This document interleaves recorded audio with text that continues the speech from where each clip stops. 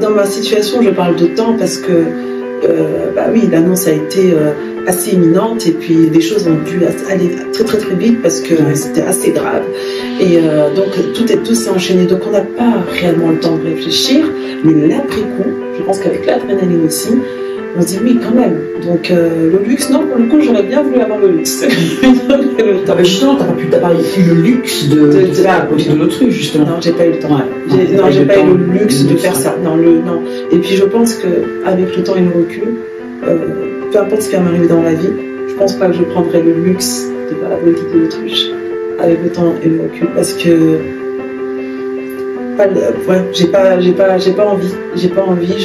Pour le coup, exprimer ses émotions, c'est une bonne chose. Faut les faire ressortir pour mieux avancer aussi. Et de faire j'insiste là-dessus, mais frayer son chemin de vie avec le lâcher prise. C'est beau ça, frayer son chemin de vie. Vous écoutez là, vous qui nous écoutez là, si jamais vous avez une idée en tête, vous avez un besoin et que vous avez la capacité, ne serait-ce que de 1% de pouvoir réaliser cette idée-là et que vous ne le faites pas, péché. Ah oui, péché. Je le redis encore, c'est péché. On est bien d'accord. Faites-la cette idée. Oui, comme tu dis souvent, il ne faut pas souvent le dire, mais c'est surtout qu'il faut le faire.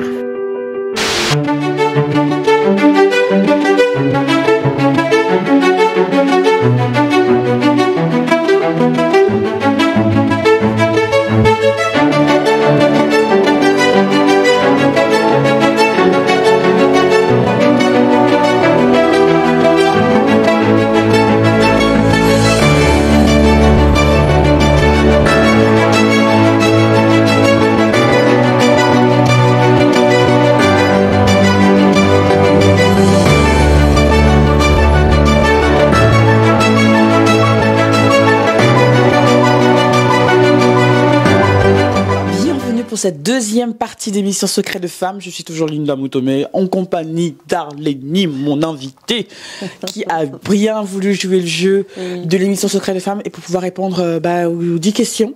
Là, nous entamons les 5 dernières questions de cette deuxième partie d'émission. Si vous avez raté la première partie, allez-y la regarder, elle était géniale. Ouais.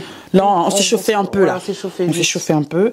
On a partagé beaucoup de petites anecdotes assez intimes de nos vies sans trop en dévoiler non plus, parce qu'il ne faut pas exagérer non plus. Non. Pour les détails croustillants, c'est son masterclass Secret de Femmes qu'il faut venir. Ouais, voilà. Là, on est en mode freestyle. On n'a vraiment pas de filtre. Non. Pour des trucs de base, on n'en a pas ici. Moi, enfin, toujours dans toutes les émissions que j'ai pu regarder, j'ai pas le sentiment qu'il y a un filtre ou quelque chose de surjoué. C'est ça qui est avantageux. J'ai toujours trouvé une spontanéité de chaque femme qui dévoilait les choses à leur manière.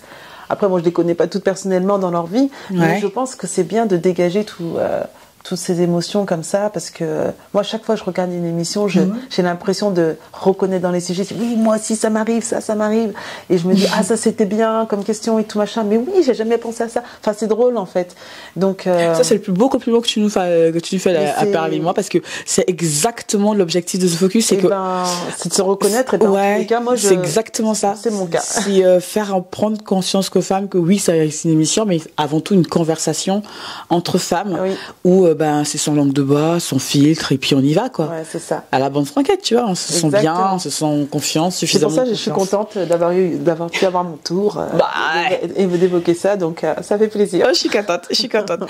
Est-ce qu'on rappelle quand même juste pour le plaisir, je vais vous rappeler les 5 premières questions qui ont constitué la première partie d'émission, et ensuite on va attaquer pour les 5 dernières questions, la deuxième partie. Donc je rappelle, la première partie, il y avait 5. La première question était dans quelles sont les situations dans lesquelles tu as du mal à lâcher prise.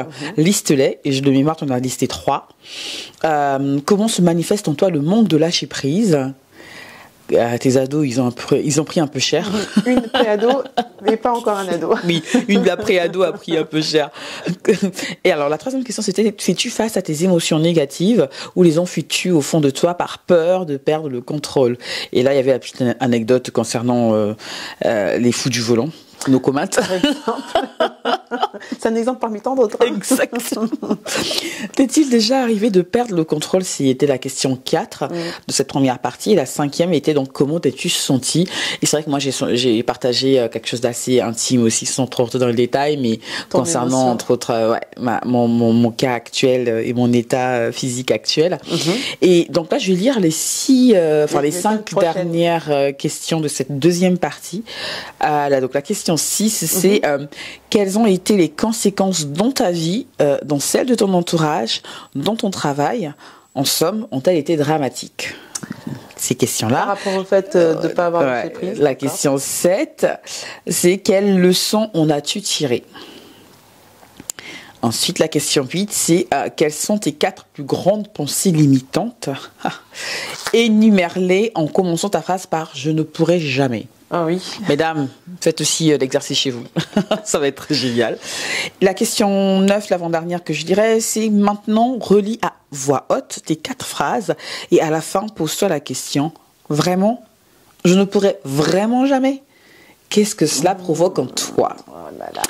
La question 10, la dernière de cette série de 10 questions et donc de la deuxième partie, c'est pour finir, remplace le « je ne pourrai jamais » en « et si j'osais ». Que se passerait-il pour moi si je ne l'osais pas? Mesdames, vous êtes prêtes pour cette deuxième partie de l'émission? On y va pour l'écoute des réponses d'Arlénie.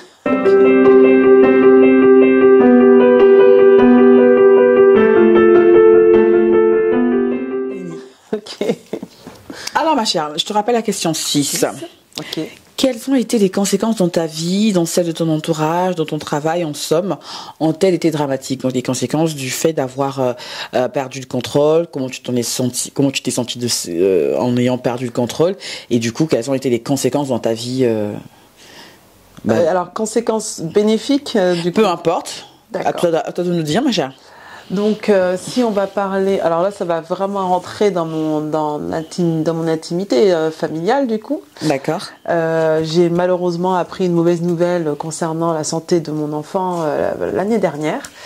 Une nouvelle assez conséquente, suffisamment de façon à ce que le contrôle soit rapidement perdu, parce que quand on nous annonce une chose pas très sympa, donc on perd assez vite le contrôle, surtout quand il s'agit de nos enfants. Et donc à ce moment-là, cette conséquence a fait que j'ai pas su lâcher prise parce que j'ai pas pu le faire, donc c'est totalement une perte de contrôle. Et j'ai pris un petit peu, même plus sur moi, pour me dire que les choses allaient bien se passer. Quand bien même je suis dans le domaine médical. C'est pas pour autant quoi qu'il arrive, on est à l'abri de quoi que ce soit. Enfin, je veux dire, on reste humain. Bien sûr. Donc voilà, bien sûr. n'importe quoi peut nous arriver à n'importe quel moment. Quand bien même je suis dans ce domaine-là, je peux être rapidement renseignée de tout ce qui peut concerner cette pathologie. Ça m'a très très vite vraiment prise sur mon entourage et sur ma vie familiale. Moi, je peux témoigner de l'entourage. Moi, j'en ai pleuré. Hein. Enfin, oui, je peux comprendre. Ouais, non, mais, mais tu n'étais pas la seule. Et donc, mon échappatoire, entre guillemets, pour effectivement cheminer vers un lâcher-prise, ça a été bien évidemment mon entourage proche, me dire que tout allait bien se passer. Et de base, moi, je suis une personne qui est à la foi. Donc, effectivement, même si j'ai toujours été tournée vers Dieu, et ben là, pour le coup, j'ai accentué davantage mes prières pour que mon enfant puisse s'en sortir. Et Dieu merci, 1 an après, tout va pour le mieux aujourd'hui. En tous les cas, ça se chemine bien, même s'il y a un traitement qui est pris en compte. Mais traverser cette traversée du désert, je m'en souviendrai parce que je pense que ça m'a marqué un petit peu au fer rouge, mais ça marque beaucoup de personnes. Et je pense que le fait d'en être là aujourd'hui, je peux dire que j'en suis fière parce que voilà, encore une fois, le chemin du lâcher-prise s'est mis en place. Et je pense que de le faire, de lâcher prise, ça permet aussi d'avancer. Mon enfant ne l'a pas essentiellement ressenti, qu'il y a eu cette puissante montée de désarroi et descente, je veux dire, tout doucement de lâcher prise parce que on essaie de pas montrer en tant que parent. Mais si on veut parler en termes d'expérience et de ce que j'ai vécu en termes de conséquences, aussi bien je parle d'ordre familial et ça encore une fois ça reste mon intimité familiale, mais je vais exprimer ça parce que c'est quelque chose qui m'est arrivé il y a pas si longtemps. Ah oui, l'émotion est encore super vive. Oui, et que je tenais à partager parce que aujourd'hui malheureusement, on a bien évidemment des adultes malades, mais des enfants malades, et c'est toujours bien de l'évoquer en tant que mère sur The Focus que parfois nos enfants sont en forme et d'autres, et parfois non. Mais bon, on est là pour soutenir, pour se soutenir nous entre femmes déjà, partager nos expériences, nos émotions.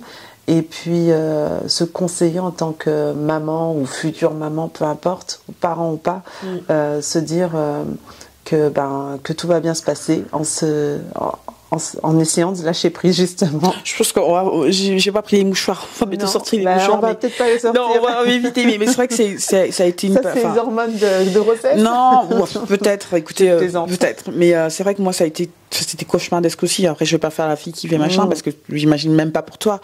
Mais c'est vrai que c'était très difficile aussi. Oui, quoi, très difficile. Mais alors le soutien, l'entourage, il était bien mis en place et ça c'est quelque chose de très très bénéfique. Peu importe comment, mais de près comme de loin.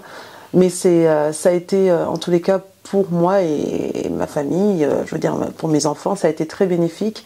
Et même si on le montre pas, puis on essaie de se forger cette petite carapace de se dire non, on montre rien, on transmet rien. Ben oui, c'est pas une épreuve facile. On montre rien à qui? Aux enfants ou à l'entourage du coup? Je pense que l'entourage déjà dans un premier temps. Dans un premier temps, déjà ne serait-ce que professionnellement, moi j'ai continué à travailler parce que je me suis mis la tête dans le guidon en me disant tout va bien se passer, je vais prendre le dessus, ça va bien se passer, il n'y a pas de raison que ça se passe mal, et puis je vais persévérer dans le paraître aussi, il faut dire ce qui est. On porte un masque en tant que personne déjà. Ouais, après. Mais le masque, il peut s'enlever et puis se remettre. Et puis bon, je veux pas dire que parfois j'étais pas angoissée, etc. Mais j'essayais et ça je pense que c'est mon caractère qui veut ça, de le montrer le moins possible aussi, de moins le transmettre. Et honnêtement, c'était quelque chose d'assez dur, mais le soutien, encore une fois, je le dis, c'est très important. Le soutien nous permet, en tant qu'être humain, si on est bien entouré, nous permet d'avancer et dans le bon sens, si on a des personnes positives autour de soi aussi. Je le précise. Ouais, bah oui, non mais c'est vrai. Et c'est vrai que quand on y repense, avec le recul, parce que le recul, 1 an c'est pas énorme parce que vu la pathologie en plus, moi, je n'ose à peine imaginer le truc, quoi. C'est du travail. Ah ouais, non, mais c'est les épreuves de la vie, en fait. Concrètement, c'est. Moi, je pense que chacun a son chemin de vie. Tout le monde porte sa croix, comme on dit. Chacun a son chemin de vie, et peu importe comment on doit le frayer, ce chemin, c'est soit on y va, et puis on n'a pas le choix. On se dit, voilà, on n'a pas le choix, c'est comme ça, c'est pas autrement. Soit on baisse les bras et on se dit non. C'est là où je vois encore la force de la femme, quoi. Pardon, mais les mères, nous sommes. Des lionnes. Franchement, si vous vous doutez encore de votre force, mesdames, j'aime bien toujours préciser, être maman ne veut pas forcément dire avoir porté la vie en soi. On n'est pas nécessairement une mère parce qu'on a porté la vie en soi. Il y a des mamans qui n'ont que pour le statut de maman, enfin de génitrice, j'ai envie de dire, qui ont porté la vie en elles. Il y en a d'autres qui ne peuvent pas avoir d'enfants, mais qui ont adopté et qui sont aussi des mères tout aussi investies et fortes. Et j'adore prendre le temps de rappeler tous les jours à quel point les femmes, nous sommes tellement puissantes, nous sommes tellement exceptionnelles dans notre rôle de maman et de professionnelle, mais pas que.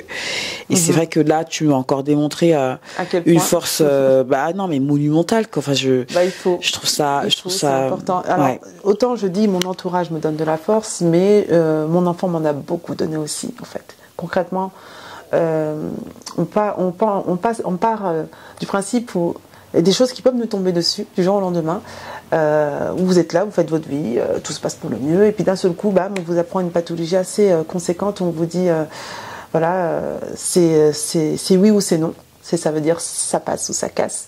et on vous dit... on est d'accord, et ça passe ou ça casse. La casse, c'est la mort. Hein, la casse peut être, voilà, pour être très tout à fait... oui, totalement. C'est, voilà, et quand on vous annonce ça, avec vous savez que vous avez une épée de Damoclès au-dessus de la tête, et vous dites, ah ouais, quand même...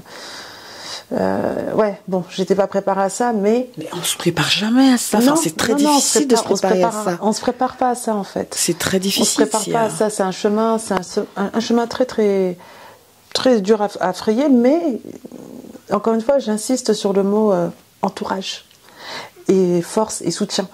Et je sais que mon enfant m'en a donné beaucoup de soutien. Et je suis très fière de lui, du chemin qu'il a parcouru jusqu'à aujourd'hui. Je suis très fière de mes enfants. Et parce qu'ils se sont beaucoup entraidés entre eux. Et les épreuves ont été difficiles, mais j'en suis très fière parce qu'ils sont quand même exemplaires. Bah, du coup, c'est toujours ça avec les... on est toujours forte pour faire ça. On ne fait même pas exprès, franchement. C'est très... en fait, t'as déjà... pris de l'avance, j'ai envie de dire, sur la question d'après, qui, oui, parce que du coup, quelle leçon on a-tu tiré? Les leçons peuvent être plurielles. Alors, et je crois que tu as déjà mis le doigt dessus en partie, mais est-ce que tu voudrais compléter au doigt de la fierté que tu as pu ressentir pour tes enfants? Au-delà de la fierté, l'exemple... concrètement, je pense que j'ai pas trop de mots à rajouter sur ça, parce que, voilà, j'en ai tiré des bonnes leçons. Ça m'a prouvé à quel point, aussi...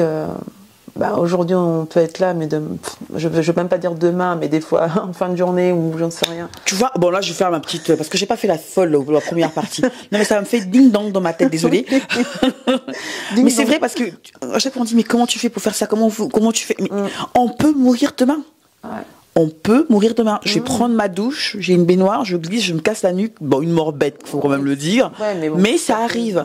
Et donc, dans le choix des combats que je mène, dans le choix des problèmes, en guillemets, que je vais peut-être créer ou aller affronter, je garde ça toujours en tête. Est-ce que ça vaut la peine Est-ce que le temps que je prends à me battre avec quelqu'un, à me machin avec quelqu'un, ça dépend qui?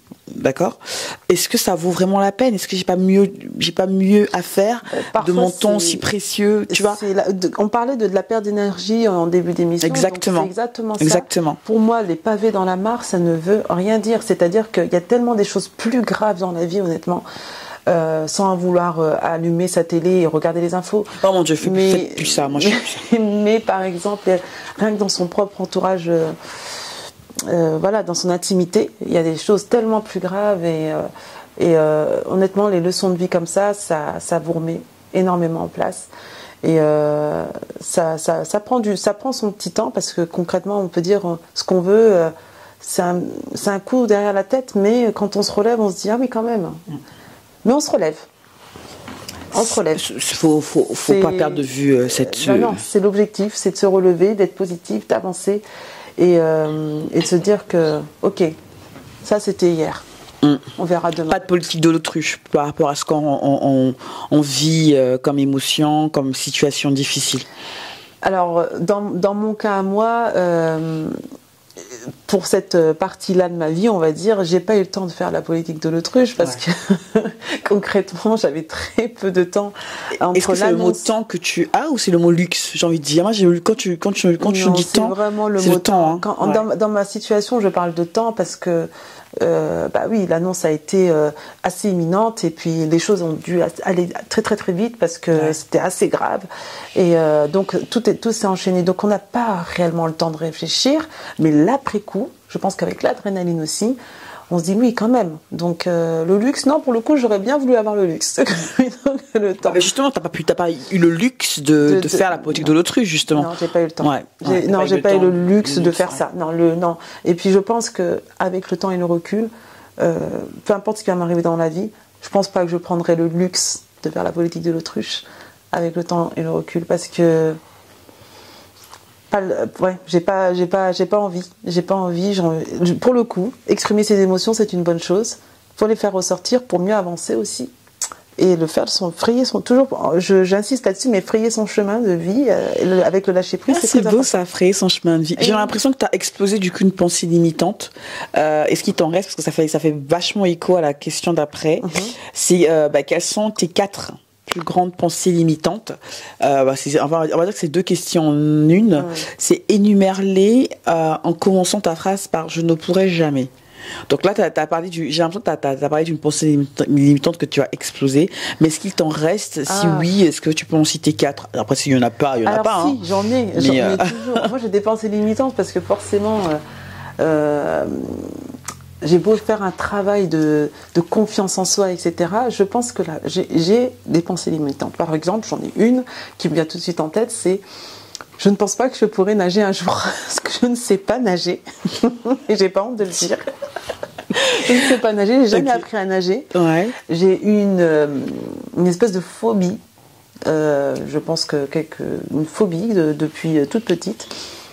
Qui est expliqué pour le coup, mais encore une fois, je ne vais pas rentrer dans ce détail-là, mais qui est dommage en fait. Et ça, c'est pour moi, je ne pourrais jamais apprendre à nager, par exemple. Ok, la première. Là, c'est la première.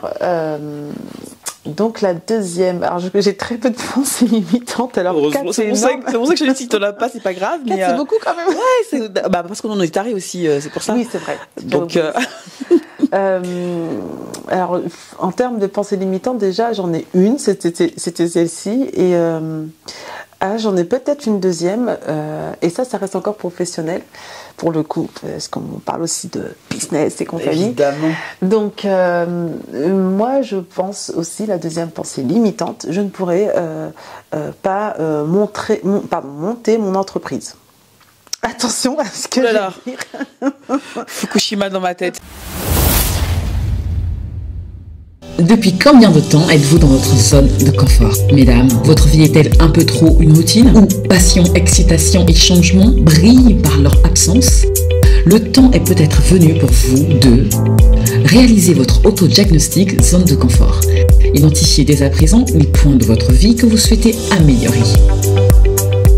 Prenez conscience de votre situation actuelle grâce aux 35 signes qui doivent vous alerter sur votre zone de confort. Avant de chercher à l'élargir de façon pérenne, faites votre autodiagnostic zone de confort.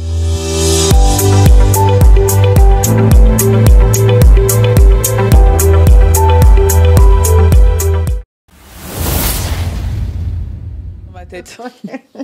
C'est choquant là ce que tu viens de me dire, ma chérie. Je n'étais pas prête. Non. Comment ça? Pourquoi? Attends, justement, si on part dans l'ordre. Attends. J'aime bien chauffer un peu les C'est quelle esprits. histoire ça? Ça sort d'où ça? D'où? Comment tu peux me lâcher une bombe comme ça en plus en Mondiovision là? Je pourrais même pas la couper au montage, tu vois. Ah ben non. On va garder, on va garder. La spontanéité. Mais attends, mais je n'étais pas prête. Comment ça se fait? Alors justement, ça répond pas aux autres questions d'après, justement. Je sais pas. Bah attends, je suis encore restée bloquée. Je ne pourrais pas monter ma Pourquoi?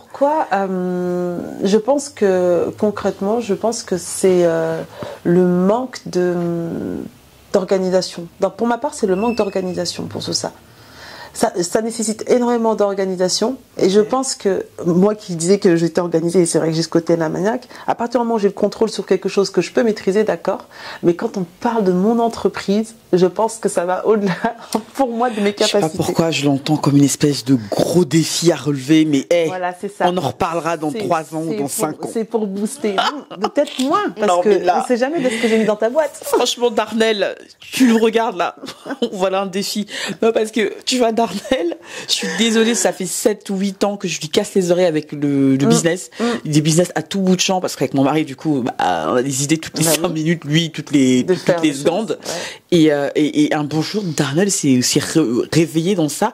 Darnel dirait ça il y a 7 ans. Je me suis dit, bon, c'est normal, tu vois. Ouais. Limite, c'est même pas un défi, c'est Darnel. Déjà. Et si elle a réussi à faire, enfin, si j'ai réussi à lui casser les oreilles avec ça et qu'elle a réussi à sauter le pas. Oui. Et pourtant, on se parle beaucoup au téléphone. Hein. Non, je désespère pas. C'est un gros défi à relever, là. Exactement. Oh purée, non, tu peux pas dire ça. Si. Non, Fukushima dans ma tête, là. C'est pas possible. C'est pas possible. Ah ouais, non, mais ça, c'est une possibilité qu'on va exploser. Encore la nage, j'ai envie de te dire, bon, c'est pas grave, tu vois, la nage. Voilà. Bon. Je suis passée d'une extrémité à une autre. Ouais, mais là, non. J'aime bien. Tu sais ce qu'on va faire? Non, mais là, c'est pas chauffé. Là, tu m'as fait exploser le cerveau, là. Ce qu'on va faire, tu vas monter dans ton entreprise, tu auras tellement d'argent. Parce que tu vas résoudre un gros problème, que tu vas acheter une grosse baraque avec une piscine. Parce qu'en plus, t'as une piscine chez toi, c'est ça que je comprends pas. Oui. Et tu vas apprendre à nager.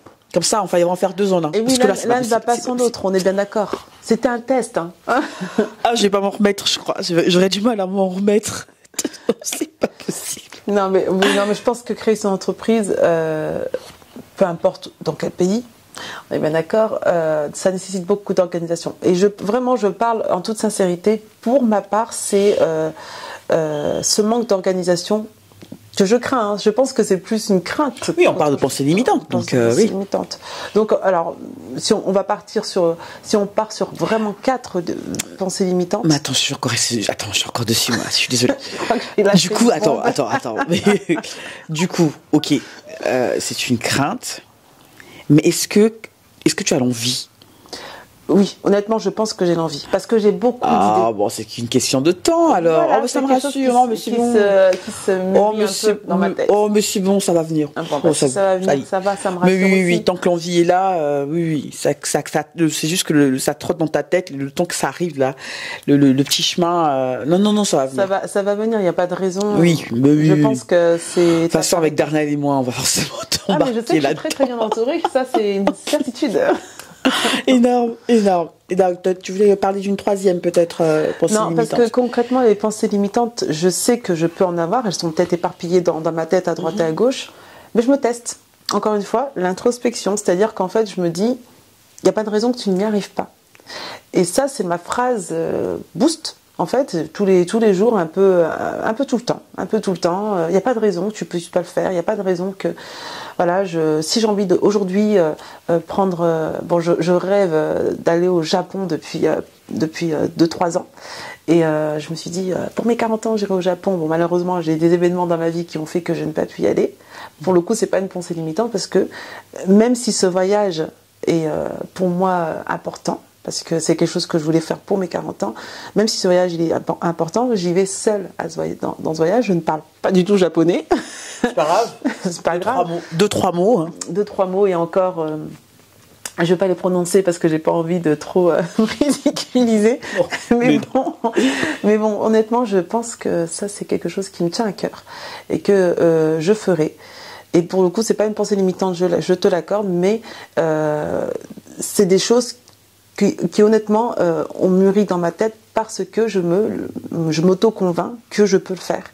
Mais par contre, cette pensée, elle était limitante il y a encore quelques années. Je redoutais les voyages seuls. Je ne sais pas pourquoi, alors que j'adore ça, voyager seul. J'adore prendre un car et puis... la preuve. Trajet, traverser la France sans me soucier de quoi que ce soit, sans me dire, voilà, même si j'ai plus un dos d'étudiante de 20 ans comme je faisais à l'époque, mais dormir dans un car et partir traverser la France, oui, ça c'est des choses où il y a encore quelques années, je me disais, je me tâtais de le faire, mais là aujourd'hui, je me dis non, je le fais, point à la ligne. On verra bien. Preach, girl! Preach! Bon, bah ça c'était génial comme exemple.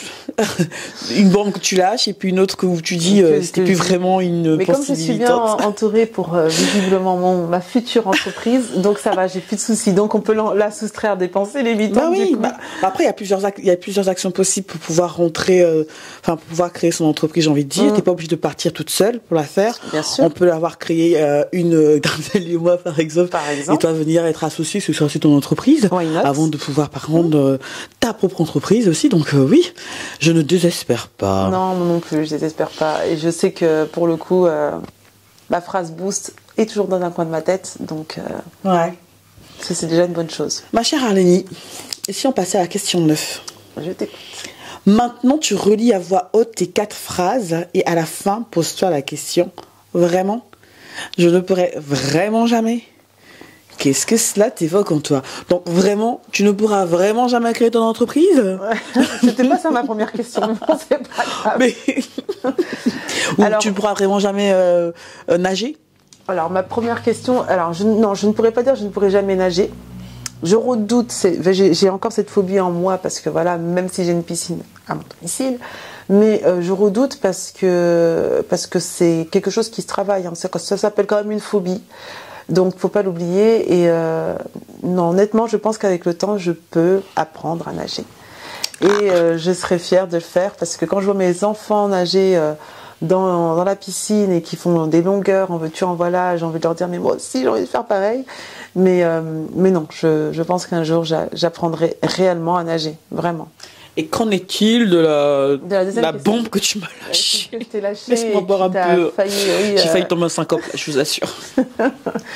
Alors pour cette question, comme j'ai dit tout à l'heure, je pense être très très bien entourée, suffisamment pour me dire que il n'y a pas de raison de ne pas le faire et que le jour où je me lance vraiment, je saurai vers qui me tourner. Après, c'est vrai qu'on n'est pas, par exemple. après, je pense qu'on n'est pas toutes amenées à créer des entreprises, Non. mais ce qui m'a rassurée tout à l'heure quand je t'ai posé la question de savoir si tu en avais envie, tu m'as dit oui. Donc moi, c'est ce qui m'importe. À partir du moment, moi, je crois dur comme fer que lorsqu'on veut, on peut. Donc quand on a cette envie-là, peu importe le temps que ça prend, que si Dieu nous prête vie quand même, parce que ce serait... Oui, il faut dire aussi. Je crois que c'est important de déjà d'avoir envie.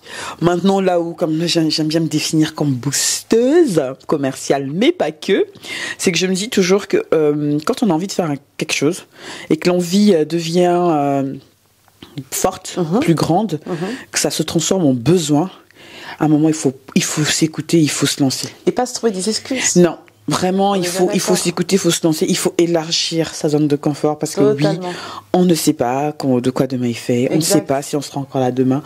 Et je pense qu'on a suffisamment vécu d'expériences, de situations dramatiques ou non dans nos vies pour se dire pourquoi attendre? What the hell? Just do your thing, girl. J'ai une amie qui me dit souvent d'ailleurs. Tu vois? Oui, j'ai une amie qui me dit souvent. Non, moi je ne comprends pas pourquoi j'ai décidé de mettre ça dans un an alors que je pouvais le faire maintenant. Et faut la présenter cette amie-là. Et j'aime beaucoup son mindset. Oui, tu m'étonnes que tu l'aimes beaucoup son mindset. Certainement qu'elle a été inspirée par toi, certainement. Ah, tu parlais de moi? Je n'avais pas compris. Désolée. Je n'avais pas compris. Je parlais de toi. J'étais à milieu, je croyais que c'était vraiment quelqu'un d'autre. Mais ça prouve que t'as pas la grosse tête. Non, mais ça, de ce côté-là, y a pas de parce que, en fait, j'arrête pas de le dire, nous, dans notre, de plus de focus, mais avant ça, j'ai que des femmes un peu folles comme moi, si ce n'est pire, dans mon entourage. Du coup, tu peux trouver pire. Tu vois, on peut enfin, pire ou mieux, ça dépend de quel point de vue on se place. On est bien d'accord. Je pensais pas que c'était moi. Je me souviens que plusieurs fois, et là, je peux me permettre de le dire parce que tu l'as déjà suffisamment répété dans Secret de femme, que lorsque tu étais déterminée à faire quelque chose, qu'en fait, finalement, non, si une idée te venait à la tête, il n'y a pas de problème. Hein, ton ordi n'est pas très loin, ton idée aussi, et à 2h, 3h du matin, c'est bon, c'est fait. Mais c'est comme ça que c'est né en plus la plateforme. C'est mon mari, c'est mon mari qui avait donné l'idée. C'est pour ça que c'est très exemplaire et vraiment, quand tu dis boosteuse, c'est vrai que c'est le mot qui t'approprie vraiment, parce que à chaque fois je me dis mais parfois, je me dis même, tu viens traverser mon esprit en me disant, qu'est-ce qu'elle aurait fait, Linda? Linda, elle a un ordinateur pas très loin d'elle et les idées défilent. Et ça, c'est super. Mais ça, je dis beaucoup en émission Focus Sur aussi, c'est que si, mesdames, qui nous écoutez là, vous qui nous écoutez là, si jamais vous avez une idée en tête, vous avez un besoin et que vous avez la capacité, ne serait-ce que de 1% de pouvoir réaliser cette idée-là et que vous ne le faites pas, péchez. Ah oui, péché. Je le redis encore, c'est péché. On est bien d'accord. Faites-la cette idée. Oui, concrétisez-la, essayez. Il ne faut pas souvent le dire, mais c'est surtout qu'il faut le faire. Amen to that. Voilà, c'est ça. Je sais même plus à quelle question nous sommes là. Ah oui, à la 9e, je crois que c'était. Ouais, je crois que c'était ça. Donc, t'avais parlé d'une 3e pensée limitante, mais qui n'était finalement pas vraiment une 3e pensée limitante, parce que tu parlais effectivement qu'il y a 2-3 ans, le voyage au Japon, c'était pas sûr. Maintenant, là, ça se dessine un peu plus. Il y en a beaucoup des pensées limitantes. Je me suis toujours dit, je serai jamais propriétaire. Je suis propriétaire de ma maison. Il y a plein de choses comme ça où je me suis dit, je me suis mis des freins dans ma vie, et finalement, les freins se sont décantés de par eux-mêmes, parce qu'en fait je me dis non, il n'y a pas de raison que je n'y arrive pas en fait. C'est pas de par d'eux-mêmes, hein. C'est que tu as fait en sorte de les... Après, j'ai aussi fait en sorte que ça se décante. Parce que pas que les gens se disent que ça s'est fait tout seul, au petit bonheur la chance, le truc c'est parti. C'est pas parti comme ça. Parce que tu as mis de côté, il faut un apport, il faut une vraie stratégie de pouvoir machin, il faut investir. Effectivement. On est d'accord, faut pas minimiser ton travail, ma chérie. Non mais enfin. Pas trop minimiser quand même, c'est vrai, je suis d'accord. Alors la 10e question. La 10e, c'est pour finir, remplace le « je ne pourrai jamais » en « et si j'osais ». que se passerait-il pour moi si je ne l'osais pas? Donc, tu vois, si j'osais... donc, on repasse, je ne pourrais jamais nager. Je ne pourrais jamais monter mon entreprise. Rien que de dire cette phrase, ça me tue. Oui, j'ai vu ça. Et si j'osais nager, apprendre à nager, et si j'osais monter mon entreprise, que se passerait-il pour moi si je ne l'osais pas? Imagine, tu n'oses pas aller prendre des cours de natation, tu n'oses pas monter si je ton ne entreprise. prends pas de cours de natation, par exemple, ce qui est vraiment tout bête, moi, je le redis, c'est une phobie. Bah oui. J'évite de me promener sur le bord des quais juste pour pas avoir. Si je vois quelqu'un se noyer et de pas pouvoir l'aider, par exemple, ça c'est une phobie, pas vraiment de faire ça. Bon, après, étant à mon domicile avec mes enfants à la piscine, je les surveille un peu plus que le lait sur le feu, même s'ils savent nager. Mais j'ai toujours cette crainte et je redoute de voir quelqu'un se noyer et pas pouvoir le sauver. Ça, c'est quelque chose de dramatique en moi. Donc, c'est pour ça que j'évite de marcher au bord des quais. C'est vrai, c'est stratégique, je le reconnais, mais la phobie ne se contrôle pas toujours. Donc, si je n'osais pas, voilà où est-ce qu'on en serait. C'est-à-dire que je pourrais pas sauver quelqu'un. Donc, il faut que j'ose, pour le coup. Il faut que j'ose, faudrait vraiment que j'aille. Après, bon, moi, j'ai mon esprit taré, et puis vu l'heure qu'il est, pardonnez-moi, mesdames, je vais partir un peu en vrille. En même temps, si quelqu'un est sur les quais, j'imagine, je suis en train de me balader, je suis sur les quais, la personne tombe, je pense qu'elle veut peut-être se suicider, hein. Peut-être. Si t'es bourré, je sais pas quelle heure, mais voilà. Oui, mais si tu te promènes à quelle heure? Tu te promènes à 2h du matin au bord des quais? Pourquoi? Si c'est en pleine journée que tu vois quelqu'un tomber. Il y a beaucoup de quais. Oui, mais justement. Je ne te vois pas te lever à 2h du matin pour aller faire une balade et que tu vois quelqu'un tomber dans les temps. Même dans la journée, je sais pas. Mais même moi, dans ma tête de taré, je me dis, mais attends, la personne, elle se promène et puis elle tombe dans les quais, elle veut se suicider. Si j'y vais et que je sais pas nager, c'est sûr que je serai la première à mourir. Elle va m'embarquer avec elle. Elle se promène sur les quais, elle fait un malaise, voilà. Bon, après, moi, ce que je pourrais faire, c'est appeler. J'ai précisé que j'avais une attitude de taré, hein. On est d'accord. Mais c'est juste que je me dis, attends, on est sur les quais, c'est agréable, tu marches, tu te balades, et puis la personne elle tombe, peut-être qu'elle veut se suicider. Bon, après oui, il faut quand même l'aider, il faut quand même laisser. Sinon c'est non-assistance à personne en danger. Mais je me dis juste qu'il y a de fortes chances que si je ne sais pas nager, que je la vois en vouloir se suicider, non, mon assistance va être d'appeler vite les pompiers par exemple, ou d'essayer de balancer une espèce de perche. Mais si elle veut se suicider, il y a de fortes chances qu'elle ne prenne pas la perche, quoi. Oui, on va partir du principe que c'est accidentel. Non mais j'arrête de. J'ai quand même précisé que c'était un peu truc taré. Oui, c'est vrai, tu l'as précisé. Bon, qu'est-ce qu'il en est du coup, ton entreprise, là, si j'osais. Si j'osais pas, je ne serais pas partie au-delà de ma phrase boost, ma conviction entre guillemets. C'est-à-dire que si j'osais pas, je n'avancerais pas comme je le souhaiterais. Et je pense qu'à long terme, sans parler de mon âge ou quoi que ce soit, à long terme, je pense que c'est quelque chose qui c'est quelque part mon devenir. Je ne sais pas si on parle de 1 an, 2 ans, 5 ans, j'en sais rien. Mais je sais que comme c'est quelque part une envie, même je dirais au-delà de ça, c'est un rêve de créer mon entreprise. Je pense que tu vois, c'est bon ça, c'est plus de l'envie là, c'est maintenant un rêve. Oui. Oh mais c'est bon, dans 1 an tu crées ton entreprise, attends. Voilà. Je suis c'est bon sur ça. La bonne personne comme je disais tout à l'heure. Donc si j'osais pas, je ne pourrais pas concrétiser mon rêve et ça serait bien dommage. Donc c'est pour ça que je pense qu'avec le temps et le recul, si je m'étais écoutée encore quelques années, parce que c'est quelque chose qui travaille dans ma tête depuis un petit moment. Encore une fois, j'ai des événements dans ma vie qui ont fait que, mais c'est pas une excuse pour autant. Il y a encore 5 ans en arrière, j'étais dans cette perspective d'idées et on m'avait énormément encouragée pour le faire et bien entourée d'ailleurs. Et je pense que le manque de courage, il a pris le dessus. Et là, c'est tout l'inverse. Je suis en train de me dire non, il n'y a pas de raison, le manque de courage, tu le mets de côté. Go cœur, ouais. Go. Donc lâcher prise. Du coup, encore une fois. Ça revient encore sur le thème. Après, je pense que c'est peut-être très lié, même si là, ça constitue une autre thématique de secret de femme. Peut-être que c'est aussi très lié à la peur de l'échec. Ah aussi, tu vois, c'est vrai. Il y a un côté comme ça. Ouais. Il y a un côté comme beaucoup d'entrepreneurs ou d'entrepreneurs en herbe, parce qu'après il y a plusieurs stades d'entrepreneuriat. Je veux dire, il y a plein de gens qui se disent j'ai un ordinateur, je crée une entreprise, je suis entrepreneur, c'est pas toujours ça. Et puis l'investissement aussi, parce que là on peut mettre, tout dépend de ce qu'on veut créer, j'entends bien. Ouais. Mais il y a la vie de famille qui rentre en compte.